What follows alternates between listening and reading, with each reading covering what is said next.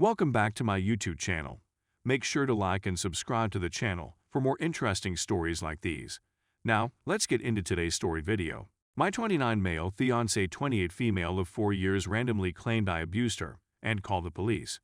This came completely out of the blue. I honestly have no idea what occurred. My girlfriend, with whom I shared an apartment, left our flat while I was at work, claimed to her family and common acquaintances that I had been physically assaulting her, and banned me on all social media platforms. I'm not sure what's going on. There were no serious issues in our relationship that I could perceive, and we just had consenting the night before. The last time I talked to her before all of this, she was fine, kissed me goodbye before I left for work, and everything was okay. Then I received a call from my dad at the end of the day asking me, "Be gently," whether I've been hitting my girlfriend. I had no idea what he was talking about until she informed me. When I returned home, she had gathered all of her belongings and was living with either her relatives or a friend of hers. My Facebook account is exploding, and I'm at a loss for what to do. None of what is being stated is accurate, and I'm not sure whether it's all a cruel joke on me. A few individuals even said that the cops were called, but I haven't heard anything as of yet. The last significant disagreement we had was probably around Valentine's Day in February. We were having money problems, the stress was getting to us, and we were both becoming irritated with each other about trivial domestic issues. She was my best friend, the one I could always count on to be there for me, and the person I would always be there for. We had every intention of getting married. It wasn't a question of if, but rather of when. Her family had virtually welcomed me as a member of the family. I was close to both her mother and father. I simply phoned them once each, and none of them returned my calls. I phoned my, I'm not sure, ex.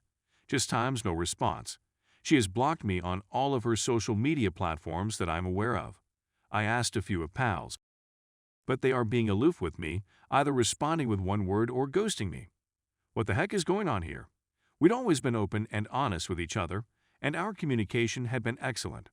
Update. A buddy informed me that my stupid fiancé had chosen to pull a hoax on me.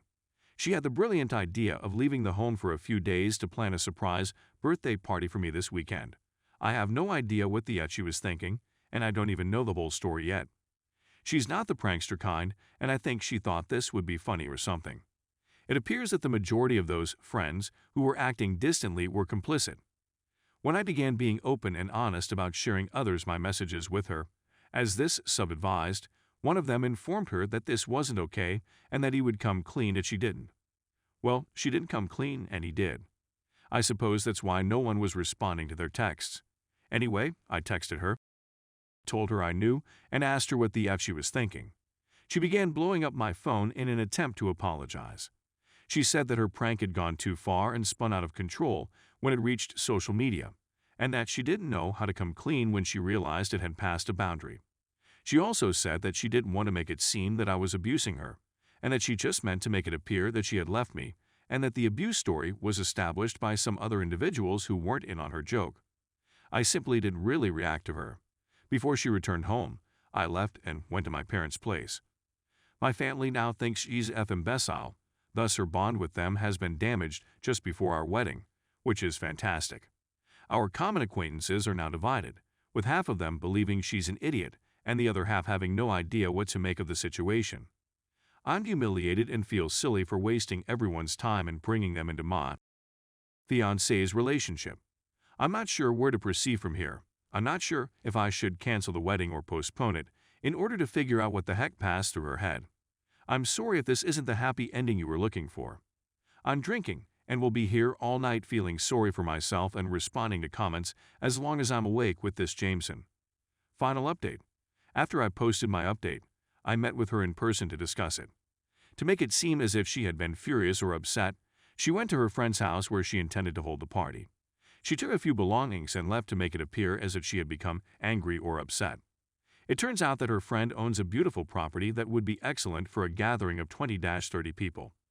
She was with two friends when she made an off-the-cuff remark in response to one of them asking, "What are you going to say when he asks why?" She was with two friends at the time. She answered, "I don't know. I'll probably tell him that I feel like he got too serious after we had S, or something along those lines." Her other friend, who happened to be with her at the moment, immediately posted it to social media without alerting the other two women, and by the time they checked their phones later that day, the situation had already turned into a dumpster fire. "It's great, everything has been understood," I said. "Just one question. Why did you block me and then refuse to answer my phone calls when I called you back?" That struck me as so deliberate. She stated she didn't want to throw her naive friend under the bus, and she assumed that if she just threw the party, everything would go away.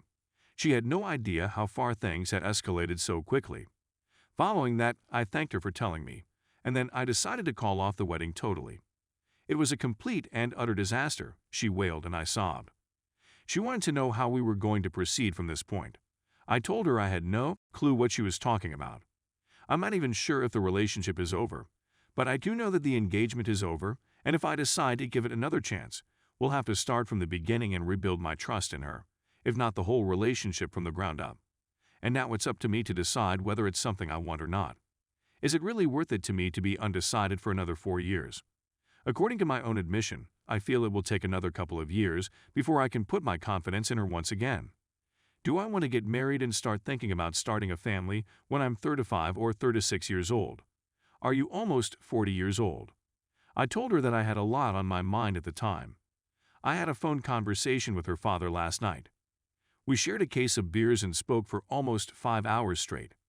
My ex-girlfriend hasn't spoken to anybody since leaving the house and has been restricted to her previous bedroom for the time being. She's been sobbing a lot recently, I've noticed.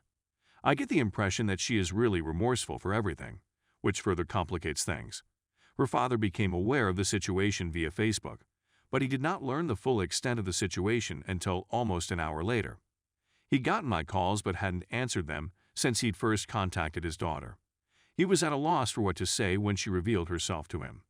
He told me that she isn't genuinely stupid, but that she has a history of not thinking things through before speaking them, and that her careless remarks might have a significant impact on our relationship. He claims that this is the worst situation that has ever snowballed, but she has been in situations where she has said something stupid or offensive and hasn't realized the implications of what she has said until hours later, when the other person has blown up about it, and she believes that this is the worst situation that has ever snowballed. That's all there is to it. There are a number of things that I'm currently deliberating about. Although many people believe I'm insane for not really tossing her out into traffic and laughing about it or whatever, you must understand that I still adore her and have done so for quite some time now. While I'm now leaning toward moving on, I appreciate your understanding and sympathy in this matter. In terms of my reputation, no one thinks that I'm a victim of domestic violence. It's now firmly established in the public consciousness.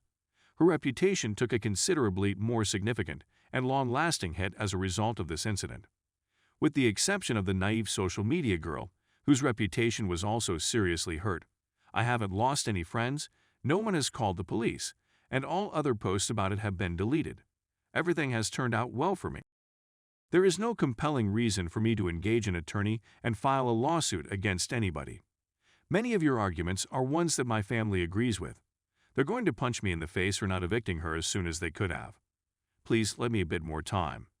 Due to the fact that I've already wasted far too much of your time with this, I'm not going to make another update post, but I may just update this article in a few days after I've made up my mind on what to do.